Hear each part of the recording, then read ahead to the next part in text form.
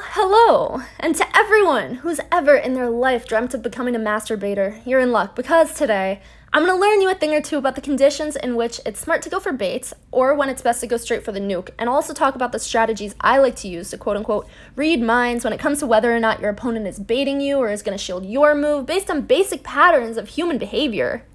Initially, I was trying to develop this whole formula and point system, but I realized there are too many factors to account for, and instead of being a simple way to quantify the situation, it actually made things way more complicated. So, big shout out to King and Hallelujah Boys for letting me pick their brain, helping me organize my thoughts, and also adding some valuable ideas to the list. Before we get into this, real quick, to clear up any confusion that may or may not exist, we're going to define bait as a charge move that costs less energy and does less damage, and they're overall less energy efficient in the given circumstance, and you'd only want to use them with the intent of getting a shield out of your opponent. And a nuke is a hard-hitting charge move that costs more energy, and it's often super effective, but doesn't have to be. So, without further ado, let's work on answering the big question. Under what circumstances is it worth it to bait? So these first few are pretty obvious, but I'm trying to cover all my bases here, so bear with me. You absolutely do want to bait if the bait plus the subsequent fast moves would knock out the opposing Pokemon before your Pokemon dies, or you have to decide whether or not to invest a shield. So right here, Ice Beam, it's going to be enough. The first one, grab the shield. The second one, throw it, knock it out. No even thinking about pressing that Hydro Pump. Yeah, it's super effective. Don't press it. Don't you dare press it. And you absolutely don't want to bait if you can win the matchup going straight for the nuke, even if the first one gets the shield. So right here, I switch into Whiscash. I have a little bit of an energy advantage. Altaria comes in, and I know based on my trusty PV Poke Sims that I really only need about 3 or 4 mud shots to be able to, mud shots of an energy advantage to be able to go straight Blizzard and win out the matchup and even shield. So Altaria shields the first one. Okay, doesn't fall for my bait. Doesn't let me nuke it. That's fine, that's fine. I will. So yeah, in an ideal world, I would have baited, but there was no way for me to know that. But I'm just confident that I'm going to be able to live long enough to retain switch advantage going straight for my nuke, and that right there was the play for me.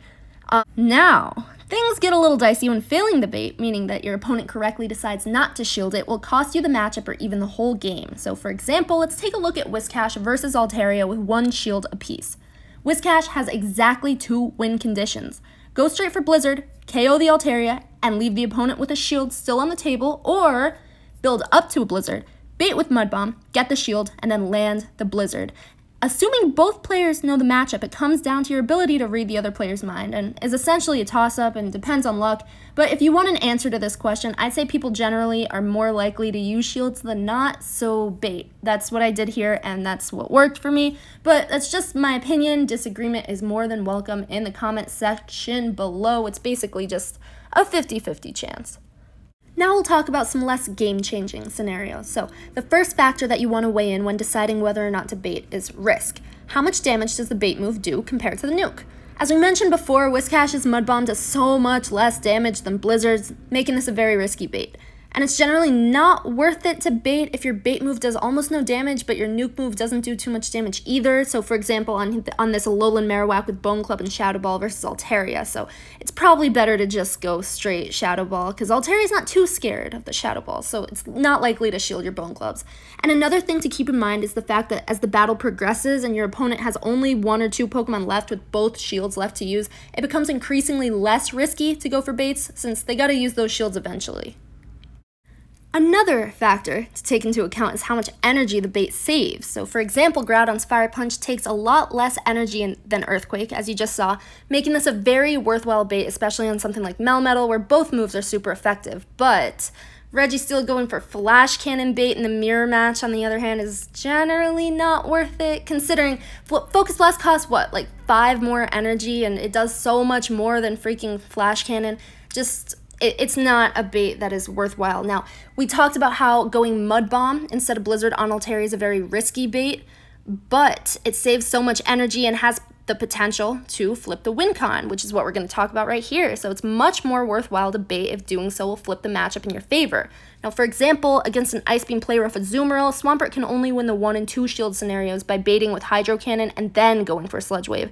And this bait is really risky considering how little damage Hydro Cannon does compared to Sludge Wave, but the potential to maintain switch advantage is a benefit that could make it worth the risk. And I would say definitely go for the bait if you know for a fact that switch advantage will be crucial to winning the match. match. But in general, the sheer high levels of risk means it's probably not worth it. So right here, I saw my Tropius lead into his Registeel, and I knew Tropius had no play against Registeel, so it was time to play risky. I really needed my switch advantage, and fortunately, in this circumstance, it did in fact pay off. So now I am going to get farmed down, but I'm going to be able to line up my Tropius with the Meganium, and then my Alolan Marowak with the Registeel, and that was crucial to winning the match right there.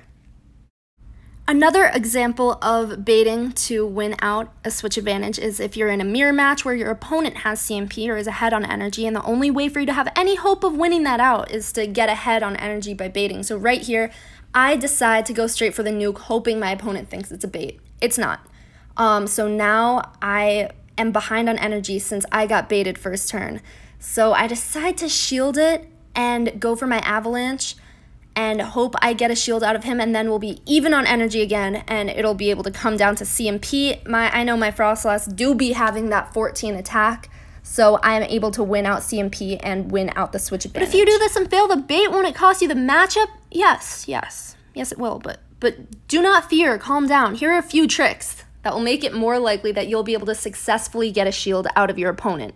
No more obvious stuff. It's time for the big brain strats. Now, the first trick is that people are more likely to shield if they have stored energy. So, if possible, try to throw your bait before your opponent has the chance to get their energy off. And this also works the other way around. If you're trying to go for the nuke, throw after your opponent has expended their energy so they have less incentive to shield. I'd say this second trick coming up is a little more widely known, but it takes into account the fact that people have a tendency to match shields if they're trying to keep switch advantage. So, if you shield their move first, it's more likely that you'll then be able to bait successfully. You can incorporate both of these tricks at the same time by shielding your opponent's move, over farming until they're almost at their next charge move, and then in a back-to-back fashion, throw your bait, grab their shield, then throw your nuke before they even have time to know what hit them. So sneaky, so smooth. Now, this only works in certain situations, and something to keep in mind is that people usually are really reluctant to go down 2 shields. So if you don't shield their first move and successfully land the bait, your nuke has a really high chance of landing, and these are the big brain strats.